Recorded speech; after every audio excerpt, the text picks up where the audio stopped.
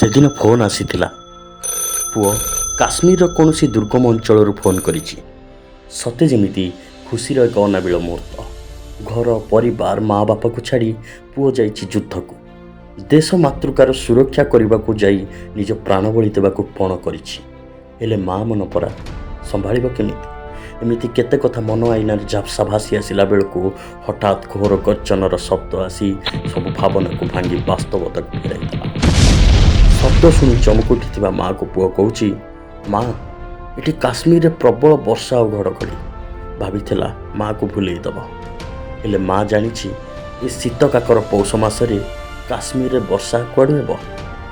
ମା' ବୁଝିସାରିଛି ପୁଅ ତା'ର ଯୁଦ୍ଧକ୍ଷେତ୍ରରେ ଅଛି। ପ୍ରତି ମୁହୂର୍ତ୍ତରେ କମାଣ ଗର୍ଜୁଛି, ଗୋଳା ବାରୁଦ ବର୍ଷୁଛି, ଆଉ ତା'ର ଏକୋଇର ବଳା ସେଇ ଯୁଦ୍ଧକୁ ଯାଇଛି। ତଥାପି ତା ମା' କଥା ମନେ ପଡ଼ିଛି। ପାଗଳାଟା ଫୋନ୍ କରି ପକାଇଛି। ରକ୍ତ ଜୁଡ଼ୁବୁଡ଼ୁ ହୋଇ କ୍ଷୀଣ କଣ୍ଠରେ କହୁଛି, ମା' ତୁ ବ୍ୟସ୍ତ ହେବୁନି, ମୁଁ ଦୋଳ ପୁନେଇକୁ ଛୁଟିରେ ଯିବି। ମୋ ପାଇଁ ପିଠା କରିଥିବୁ। ତୁ ତ ଜାଣିଛୁ ଆରିସା ପିଠାରେ ମୋର କେତେ ସରାଗ। ଏଇ କଥା ହେଉ ହେଉ ମା' କେତେବେଳେ ହାତରେ ଧରିଥିବା ପୁଅର ଫଟୋଟି ହାତରୁ ଖସି ପଡ଼ିଛି। ମା' ମନ ସମ୍ଭାଳିବ କେମିତି? ମନକୁ ପାପ ଛୁଇଁଛି। ତୁ ଠିକ୍ ଅଛୁ ତ?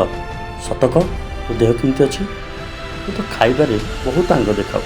ଏଇଟା ଖାଇବୁ ସେଇଟା ଖାଇବୁନି, କେଜାଣି କ'ଣ ଦେଉଥିବେ ସେମାନେ। ଛାତିରେ ବାଜିଥିବା ଶତ୍ରୁର ଗୁଳିର ଯନ୍ତ୍ରଣାକୁ ସହିଦେଇଛି ସିନା, ହେଲେ ମା'ର ସ୍ନେହ ବୋଳା କଥାକୁ ଆଉ ସହିପାରୁନି। ତଥାପି ଦମ୍ଭରେ କହୁଛି, ମା' ବାପାଙ୍କୁ କହିବୁ ନିଜର ଯତ୍ନ ନେଉଥିବେ। ତୁ ବି ବେଶୀ ଭାବିବୁନି ମୋ କଥା, ମୁଁ ଭଲରେ ଅଛି। ହଠାତ୍ ସବୁକିଛି ନୀରବ ନିଶ୍ଚଳ ହୋଇଗଲା। ମା' ଏପଟେ ବାରମ୍ବାର ହ୍ୟାଲୋ ହ୍ୟାଲୋ କହୁଥାଏ। ହେଲେ ସେ ହ୍ୟାଲୋର ଉତ୍ତର ଦେବା ଆଗରୁ ପୁଅ ତା'ର ବୀରଗତି ପାଇସାରିଛି। କେହି ଜଣେ ଆସି ପ୍ରତ୍ୟୁତ୍ତର ଦେଲେ, ଆପଣଙ୍କ ପୁଅ ଦେଶ ପାଇଁ ନିଜକୁ ଶହୀଦ କରିଦେଇଛି। ବୀର ଯବାନ ଅମର ରହେ। ବାସ୍ କ୍ଷଣିକରେ ମା'ର ମମତାରେ ଶତ୍ରୁପକ୍ଷର ଗୁଳି ନଜର ଲଗାଇ ଦେଇଛି। ତ ସାଙ୍ଗମାନେ, ଆଜି ଥିଲା ଶେଷ ଫୋନ୍ର କାହାଣୀ।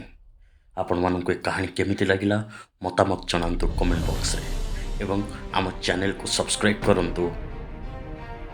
ଜୟ ହିନ୍ଦ।